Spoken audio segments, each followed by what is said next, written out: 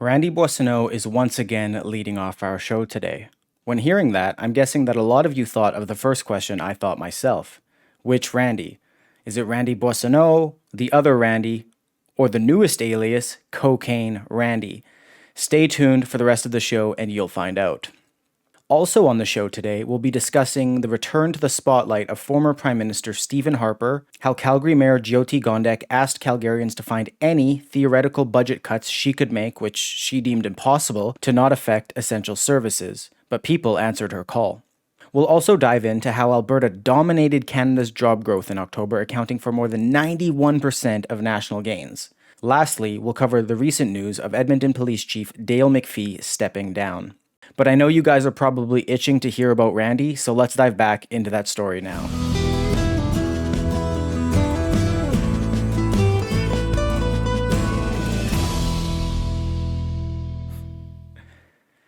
Randy Boissonnault has officially stepped down from his ministerial position to focus on clearing the allegations made against him, according to Prime Minister Justin Trudeau. As for which of the many allegations against him he's focused on clearing, that was not necessarily made clear. Fans of the show will remember that Boissonnault was previously promoted to ministerial lead for Jasper, despite being in the midst of an investigation for having allegedly received nearly $120 million in government grants and contracts while being a minister, potentially violating Canada's ethics laws. That didn't seem to matter much, given Boissonnault's promotion, but the straw, or straws, that broke the camel's back seemed to be the further whirlwind of scandals that followed. Conservative leader Pierre Poilievre had the following to say of Boissonnault when speaking in the House. This Prime Minister in 9 years doubled housing costs, doubled the debt, doubled gun crime, doubled food bank use, and up until a minute ago, he had a minister with a double identity. The Prime Minister knew that the minister was directing his business illegally from inside cabinet. He knew the minister had claimed there was another Randy when there was no other Randy. He knew that the minister had falsely claimed to be Indigenous in order to take money away from real Indigenous people, and yet he stood by him up until yesterday. Why is it that he always stands up for corruption on his own side? Boissonnault recently came under fire when it was revealed that he had made previous claims about a non-existent Indigenous ancestry. He was called out by Indigenous leaders and various MPs. The company he co-owned was allegedly claiming to be Indigenous-owned while bidding on federal contracts. Instead of shifting the blame to the other Randy, this time Boissonnault blamed his business partner, Stephen Anderson. On top of that, it came out that Boissonnault shared a post office box with a cocaine smuggler in Edmonton. Liberal MP Ahmed Hussain got mad at Conservative MP Michael Barrett for calling Boissonnault Cocaine Randy. He responded with this. Speaker, I'm sure that I was referring to the other Randy as Cocaine Randy. Honestly, I can hardly keep it together when watching these clips. I just find it so funny, but in reality, this is making a mockery of our parliamentarians who should hold themselves to a higher standard than being caught in a whirlwind of so many scandals that nobody can seem to keep track. Despite him stepping down, Randy will still make over $200,000 a year as a backbench MP. Also, it's unclear to me whether he's stepping down from his Jasper ministerial role. I haven't been able to find any confirmation on that, but I assume that he is. And just to clarify quickly about Randy, he's stepping down, meaning he's not fired. So I'm curious to ask whether you think that he'll ever be held accountable, either by the Liberal government or the RCMP. Alright, so getting into a more lighthearted story now, former Prime Minister Stephen Harper has officially been appointed as the chairman of the board of the Alberta Investment Management Corporation. The Finance Ministry told me last week that it would officially announce the new chair within a few weeks, and the announcement came slightly ahead of schedule on Wednesday. It was rumored that Harper would be taking over as chair, but he allegedly had to sort out some conflicts of interest before taking the position.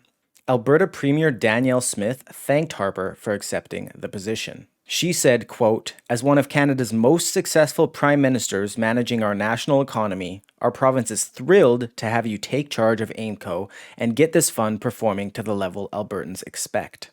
Harper revealed that he would be chairing the board for free because he believes, quote, "It is a meaningful act of public service to my adopted home province of the last 46 years. Alberta Finance Minister Nate Horner said Harper's nearly decade-long experience serving in government and as a G7 leader proved a strong track record of fiscal responsibility with tax dollars. He said, quote, "I am confident that the former Prime Minister and his board colleagues will provide the necessary oversight and direction to AIMCO's management to ensure AIMCO is strategically well-positioned for long-term success." AIMCO ranks among Canada's 10 largest pension funds, managing over $160 billion in assets. It achieved a 7.3% annualized return over the past decade, including an $8.9 billion net investment return in 2023. The Alberta government fired the entire board in early November and appointed Horner interim director. The Alberta government cited that between 2019 and 2023, AIMCO's third-party management fees increased by 96%, the number of employees increased by 29%, and the salary, wage, and benefit costs increased by 71%. The increases came despite managing a smaller percentage of funds internally. Harper served as Canada's 22nd Prime Minister from 2006 to 2015. During his time in office, Harper reduced federal taxes to their lowest level in 50 years, created over 1.3 million jobs, and balanced the budget while investing in infrastructure and healthcare. He also created the modern Conservative Party of Canada and was the longest-serving Conservative Prime Minister since Sir John A. Macdonald. Harper serves as chairman and CEO of Harper & Associates Consulting and chairs Vision One, an investment fund he co-founded. He also serves as the director of Collier International Group, Alimentation Couche-Tard, and Recover Incorporated. Following his retirement in 2016, Harper returned to Alberta and has lived there ever since. Now hopping into beloved Mayor Goot Gordek, who was faced with a wave of backlash following some comments she made regarding the city's budget, when she claimed that there is no room for cuts. Gordek celebrated her budget on Monday, saying she stuck to her promises by not increasing the budget by more than 3.6% while addressing key concerns, suggesting that there were no improvements to be made when it came to reducing city spending. The mayor challenged anyone to cut anything that didn't include the budget's three critical components: infrastructure, transit, and public safety, which she said compromises 75% of the budget. This challenge many residents took up on social media. So kudos to everyone who chimed in, as there were almost 500 comments on Gordek's post to X, generally offering the very ideas that she suggested did not exist. So I compiled a top 5 list of the most common or salient suggestions. They were: remove diversity, equity, and inclusion positions with the city, cut the salary of the mayor and city council, do not keep pursuing the economic pitfall of electric buses, eliminate the Calgary Flames' new NHL rink, and of course, the Blue Sky City rebranding failure. Also, the day after Gordek issued her challenge, 2nd Street re-released a policy brief it had written in 2021 containing 10 examples on how municipalities could cut their spending. So yeah, let me know in the comments if you have any other ideas on how Gordek could cut wasteful spending and where that money could be better utilized. So hopping into our next story here, that Alberta accounted for 91% of Canada's net job growth in October. Now I know that sounds almost impossible given our limited population compared to big provinces like Ontario and Quebec, but it's key to understand that this is net job gains. So Canada saw employment grow from 20,582,400 in September to 20,596,900 in October. Alberta saw jobs grow from 2,529,800 in September to 2,543,000 in October, which was a gain of 13,200 jobs, or 91% of the total 14,500 jobs gained in Canada. So some provinces, like British Columbia, saw similar rises of 8,300 jobs. However, these were offset by the 10,900 jobs lost between September and October in Ontario. The job losses in Ontario came despite the population growing by 39,000. In fact, the entire country saw its working age population rise by 85,200 people between September and October. Therefore, while the country saw an increase of 14,500 jobs, it saw 70,700 more working-age individuals enter the job market than the number of jobs created. So the working population grew at 587.5% of the job growth rate between September and October. Alberta has previously led the country in gains from interprovincial migration as Canadians are fleeing expensive cities for greater affordability. The trend of interprovincial migration driven by affordability has seen rent decrease in Canada's most expensive provinces while has increased in the most affordable.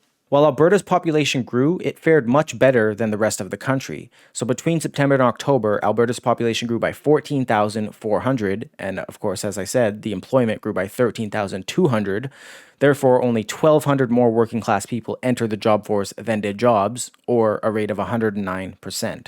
Average hourly wages grew 4.9% to $35.76 an hour year over year in October, rising further from the 4.6% annual increase seen in September. Despite the rise in wages, only 61.3% of Canadians reported being very satisfied with their job.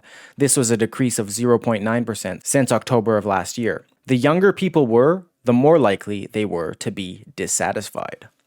So hopping into our last story here, Edmonton Police Chief Dale McPhee announced on Wednesday that he would be stepping down on February 21st after just over 6 years on the job. The Edmonton Police Commission said that it will determine the hiring process of selecting a new chief within the coming months. McPhee said, quote, "I want to express my gratitude to the Edmonton Police Commission and to the people of Edmonton who have allowed me to lead one of the best organizations in North America. Thank you to the Commission who set the vision we have delivered on and fought with us through some tumultuous times. Together, we have been impatient for progress, but steadfast in a shared belief about the EPS and the community we serve. This support was essential in allowing us to do our critical work. I know that everyone at the EPS will continue forward with this good work." Chair of the Edmonton Police Commission, John McDougall, thanked McPhee for his service. He said, quote, "Dale transformed our city's police service into an organization focused on innovation and delivering policing as an outcome-based public service driven by community safety and well-being. As a result, the EPS is now internationally recognized as one of the most innovative police organizations in North America." So yeah, let me know if you had any opinions on McPhee and what you expect the next chief to hope to accomplish in Edmonton. So that wraps up our stories for this week, but let's hop into the comment roundup now. At Rhea Timmersman 5177 said, quote, "Voter ID is the most important ID there is. The states that are still blue in USA don't need ID. If you don't pay taxes, you should not be able to vote." Adding to this, the Shane Hansel said, quote, "Absolutely. Democrats in the US rely on illegals voting, hence the desire to flood the country with them. And defending the no ID requirement to vote, I can't understand why presenting an ID can be viewed as racist. You have to have a room temperature IQ to think something like that makes sense." So yeah, I agree with both of these sentiments. Voter ID should be necessary in every single democratic process.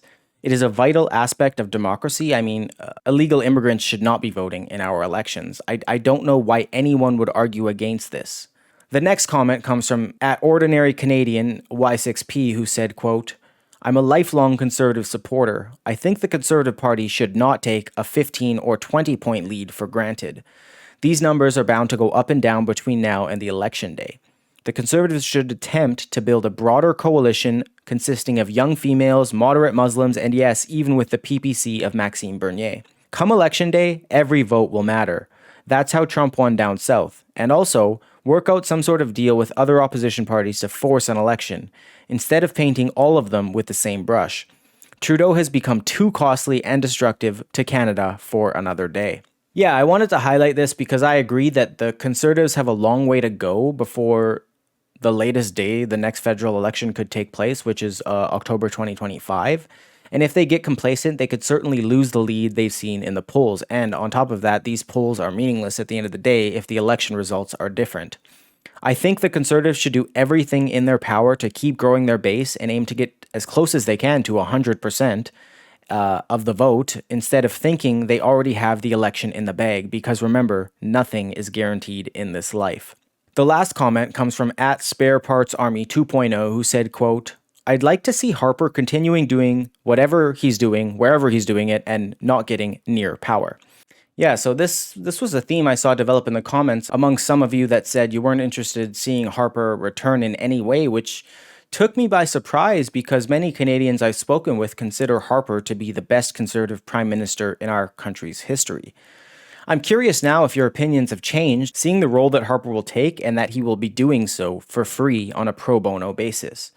Harper was always touted for his economic mind, so do you not feel that he will manage Alberta's investment portfolio properly? Let me know in the comments. And that wraps up our comment roundup and this week's show. My name's Isaac Lamoureux, your host of the Alberta Roundup. Have a great weekend. Thank you and God bless. May Alberta prosper, strong and free.